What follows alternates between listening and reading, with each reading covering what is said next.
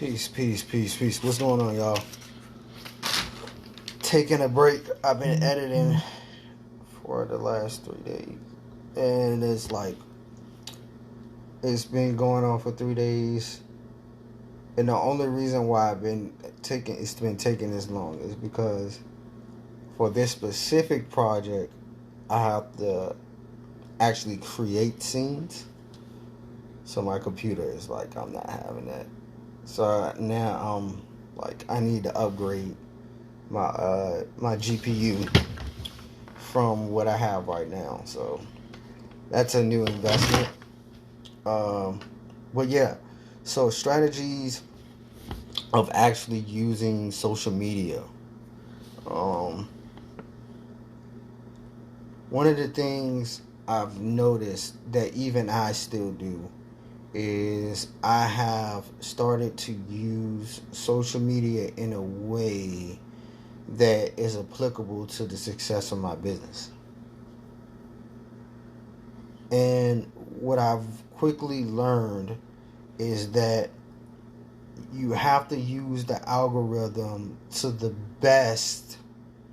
You have to use the algorithm when you're operating a business on Facebook as well, not just operating a business, but also as far as a building a following. One of the main things is not adding people onto your social media that don't belong. Now that might mean you might have to cut your mama off your social media page if that's what you're building. If you're building your social media page, I keep mine to a certain a number of people. I do that because I know the algorithm only broadcasts to a certain amount of people, and I would rather use 10% of 500 than 10% of 5,000, if that makes sense. So 10% of 5,000 is still 500, but out of those 500, it's more of a chance that they're not going to broadcast what you have on social media to the right people, which in turn is now we have to worry about slowly working on a social media page that only has active people, right? And then not just active people, but people who are active with you. So, like, let's say, for instance, I have a flyer design. The only I would check to see who is actually seeing my flyer designs, and if those people aren't actually active with my post, then I delete people who are not active with my post. Also, one of the things is just editing the friends list. I haven't gotten to the point where I've been, and this is just me, I just haven't had time. But actually editing my friends list is something that's next on my list of things to do. So I know sometimes people will do it for personal reasons or whatever, but as far as a business goes, I only want to keep people, again, who are active, who are actually people, who actually are active with me, right? And then now I'm getting to a point where, as I'm running my business on social media, where I won't even add someone who has not previously sent me a request to do business. So if you haven't done business with me, and or you are not sending me a request for business, then there's no reason why I should be friends with you. It just makes more sense to keep people, to build the business network off of people who are already doing business with you or want to do business with you. social media, a lot of times we take social media for granted, and yes, we want to keep our friends close and up to date with what we're doing. But to be honest, if the people you have on your posts are not active, they don't reshare, they're not bringing you any leads, they're not tagging you in posts, again, not bringing you any leads, not bringing you business, or they don't serve any purpose. They're just kind of a waste of space, and you're not really using the algorithm to the maximum advantage at that point. This is a strategy that I personally had to learn. Not because I wasn't focused on building my social media presence, but the fact that I'm so used to just adding people who I want to talk to on my social media pages. So now I'm getting into the mode of deleting people who are not active, not bringing me leads, they're not adding to my social media presence. You get me? So you have to be very strategic on how you do certain things, especially when it comes to the people who you add to your page, because the algorithm reads your echo chamber. So the people who you speak to on a regular, the people who you may have had spoken to, those are the people who are going to be in your newsfeed, and vice versa. So if you're in constant communications with people who you're always doing business with, you'll forever be in their mentions. So now, what does that say that does for our business? If somebody hits me up, right, and I add them as a friend, and we message and we talk, I go like their pictures, I go like certain things that they've done, right? Now I'm in their mentions. Now I'm consistently in their timeline, right? So as I'm in their timeline, now as I'm on their timeline, now they're seeing more of my work.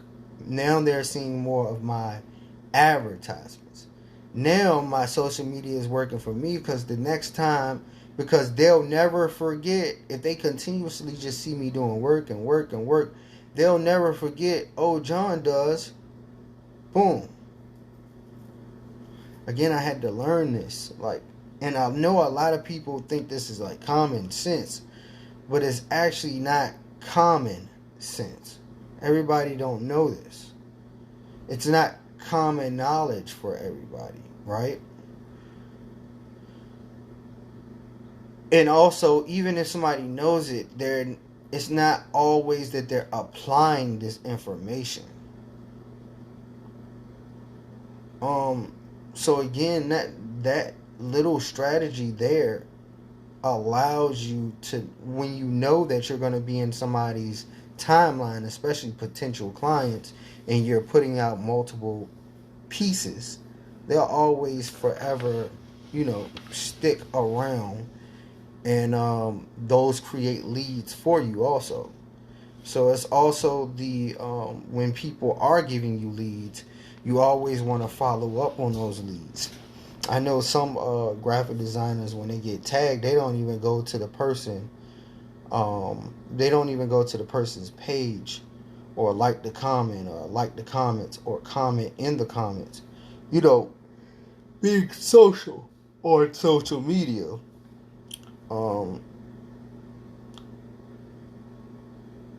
But again, like if somebody sends me a lead or tags me in a post, it behooves me to actually take the time out and at least message the person and add them.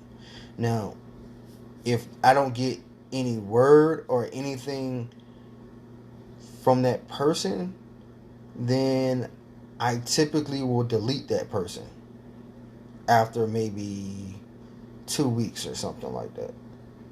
I might start doing it sooner, but I might start doing it sooner because I only want to work with people who want to work with me. It's another thing is working with people who want to work with you, right? Because on social media, it's all about creating a certain type of presence. So if you're not working with people who want to work with you, especially on social media, like, then you're kind of shooting yourself in the foot because now you have people on your page who are not going to interact with you. They're not going to share your post. They're not going to like your post. They're not going to help you to build virality on the internet.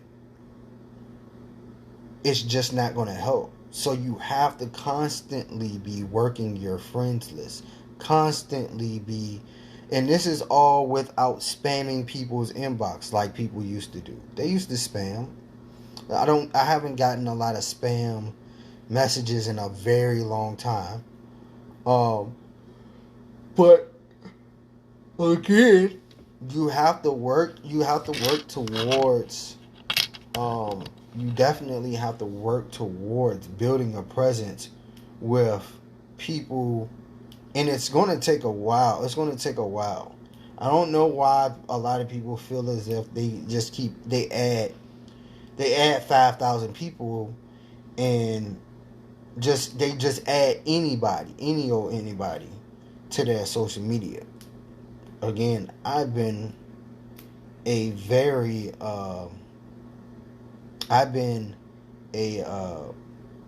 habitual offender of just adding people onto my Facebook or onto my social media pages. So now I'm in the process of having, and I've already tested this out with my wife on her social media pages. I just gave her the information. Hey, do this with your social media, blah, blah, blah. She did it. So now she has a very strong following on. She need to clean it up a little bit more, but she has a clean social media page on Instagram.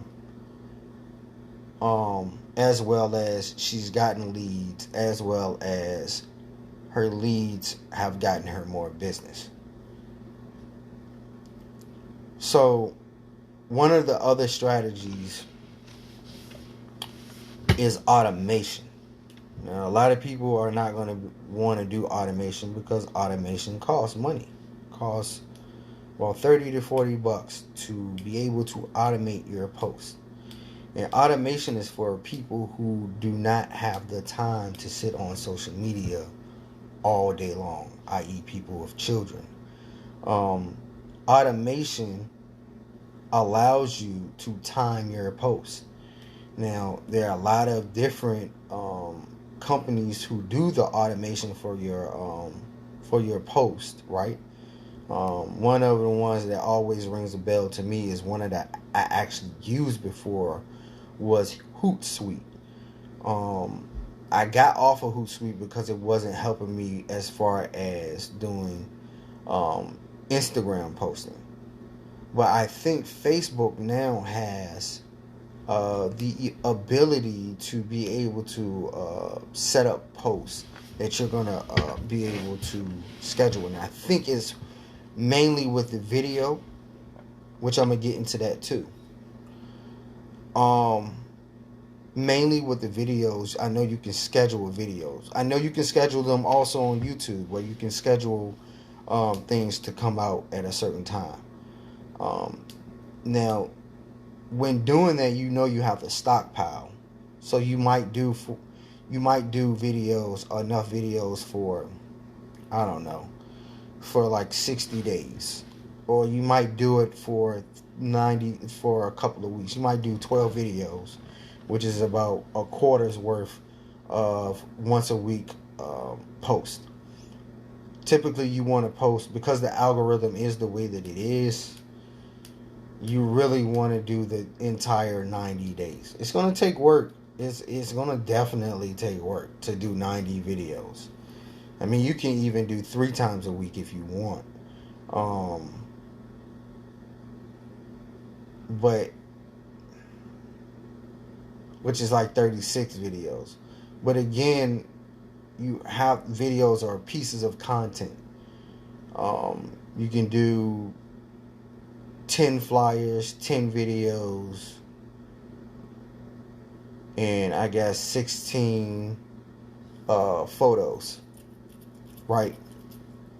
Just depends on how you want to do it. You can take photos easy. You can do flyers easy, or just word post or something, call to actions. I call them call to actions. So you typically want to be able to have enough of this to be able to consistently be on in the faces of everybody on your social media pages. Because believe it or not, social media is a very viable portion of advertisement, especially now in 2020. A lot of people used to be able to get around not doing social media advertisement, but now in 2020 with COVID-19, with a lot of businesses having to operate online because traffic isn't the way that it used to be, you definitely have to worry about that. You definitely have to worry about making social media presence felt. So again, like I go back, like if I send somebody an advertisement and they don't respond, like I definitely will delete them. What's another thing? Oh, videos versus video posts. Now, video posts are essential because people like video more than they like pictures or stills. That is very apparent in today's market because everything has to be in your face very fast. Has to actually tickle your senses on a larger scale. So you can't just do a still. Yeah, that's a cool picture. But if you have an exciting video or something that's fast paced and moving, people are going to gravitate towards that. Now, am I saying do all of your posts that way? No. Depending on how you do it, it can become expensive. So again, you have to find, like my last video, you have to figure out what your budget is going to be.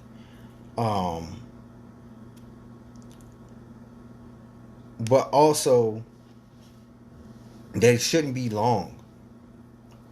Anytime you post something, it should not be long. If you do something, make it about 20 to 30 seconds. Even 15 seconds is probably a good number. I've seen posts where they're just a loop post. 5 second loops, and they just loop over and over again. But it just depends on what your product is and what you're selling. Another thing, as far as it pertains to the videos, this is something that a lot of people have not gotten into. But I think as far as your business goes, if you're going to do a video and you have any kind of voice, any type of voice on there, try to see if you can get someone to translate your video, transcribe and translate. So both transcribe and translate. your videos so that your captions on your video appear on the bottom as the video is going on, right? So now it gives, even if somebody's in a place where they can't actually watch the video, they can at least read the subtitles. At least see the subtitles. Now, if you're able to do the subtitles in multiple languages, now we cooking with fire. Because now you're reaching into other markets where people are going to want to use your services. They're going to want to use your services if they're in a different community, because you've taken the opportunity of actually they've taken the opportunity of actually creating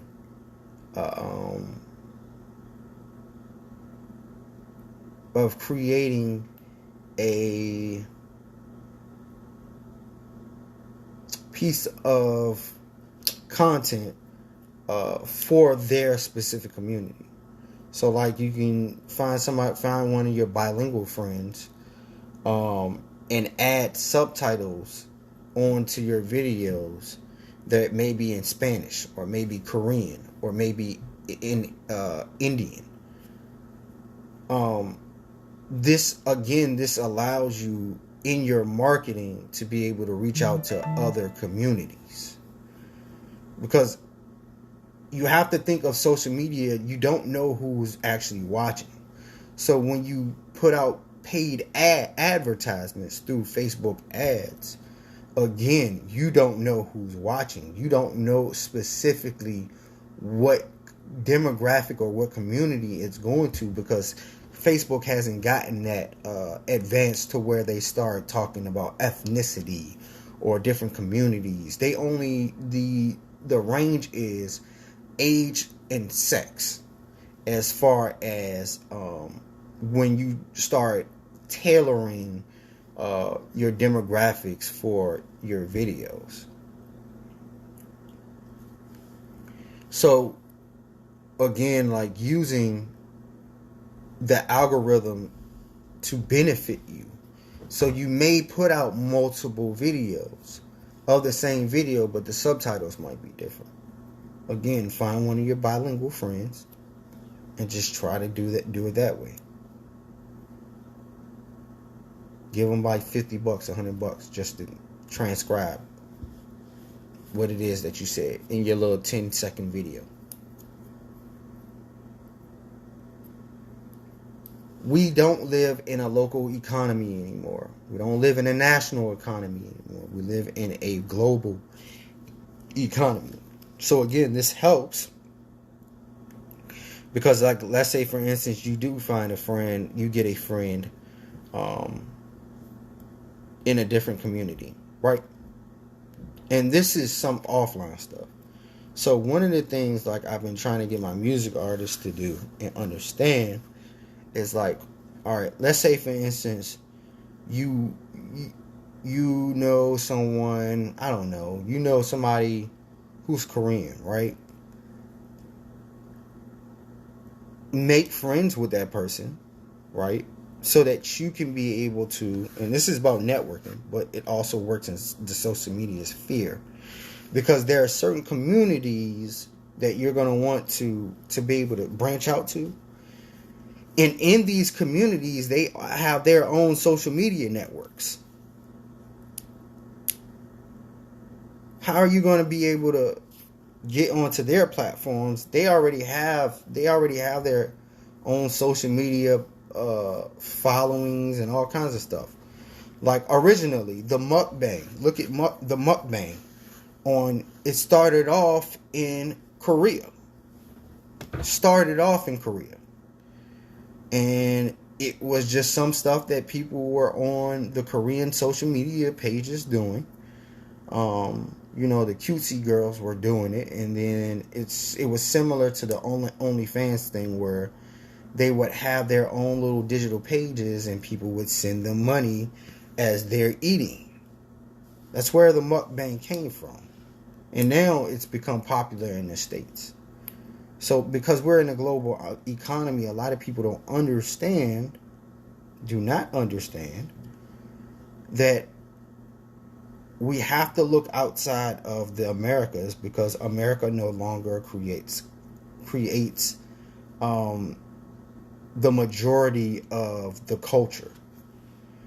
Because again, we live in a global economy. Now we have to talk about how culture is shaped. So going back to what I'm saying as far as social media, when you have friends in different cultures, and you should start making friends in different cultures, again, we get into what their culture does on social media.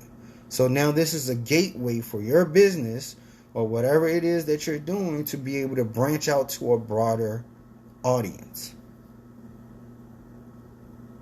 Again, so if you have an ad that you've gotten translated from one of your friends who is bilingual, let's just say one of my Spanish friends, Hispanic, Latinx friends, translates one of my videos, and the people of their community have seen my Facebook ads, and the subtitles are actually in Spanish. Now they can read them. We broken into a whole nother market. We're not staying into our local network. We're branching out to a national or international or global market. So now when we're creating businesses, we can't just think about, hey, I know such and such up the street, they want to buy my product. We can't think about that, because the big equalizer now is actually the internet, social media. When we're selling on social media, we can't just think about our specific corner of the market. Yes, some people have made it doing very niche things. But also, if you think about any niche brands, they typically expand outside of their niche as far as the amount of communities that they're connected to. Just because I sell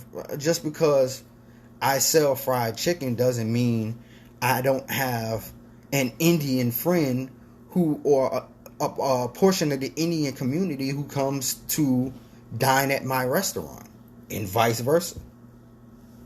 So now we're talking about intermingling with people who may not be in our comfort zone. Now when we're talking about certain things, we have to start cross marketing. So cross marketing on social media actually works too. Again, like I'm gonna go back to when I was talking about tailoring my actual fan base. Part of the reason why you want to promote those who help you on your social media grind is because a portion of that is cross marketing. So let's say, for instance, my friend sells. One of the things I've been promoting are some of the food restaurants that I have, food services that I've been dealing with. They come do business with me. Now I promote that business with my business, as well as they're promoting my business at the same time. Do not confuse that with people trying to use you, right? Saying that they're going to promote you as they're going to promote you, and that's going to bring you business. So you should give me a cut or I shouldn't say a cut, but you're going to lower your prices because, you know what I mean, you looking out for me, I'm going to promote you. That's not the same. That's not what I'm talking about.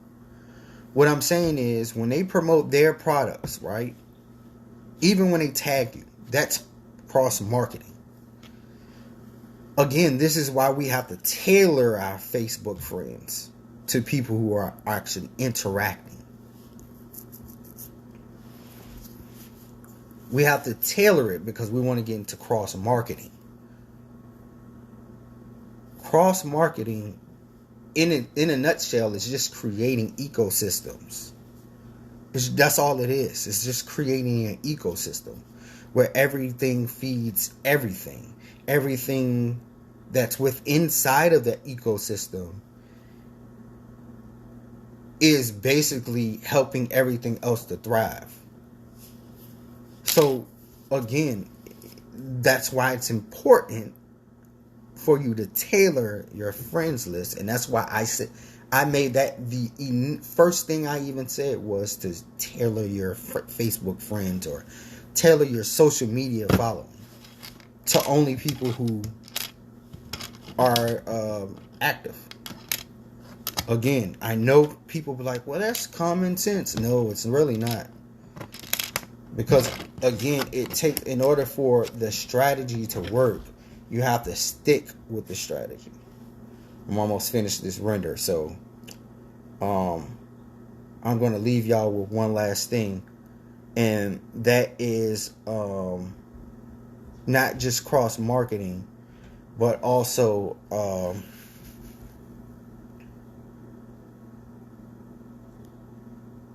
I forgot what I was going to say.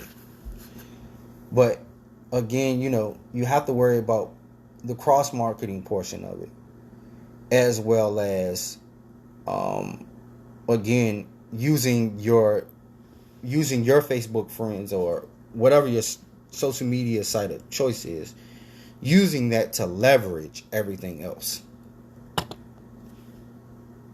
Once you're able to leverage your following, you will start to be able to see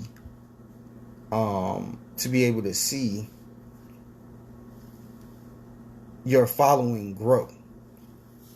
Because again, we've already tailored our Facebook friends. We're tailoring our advertisement. We're consistently posting. You get what I'm saying? These small little pieces equate to creating more virility on your pages. So, my render just finished. It's going to be another long one. But yeah, I'm going to catch up with you guys. Peace and blessings.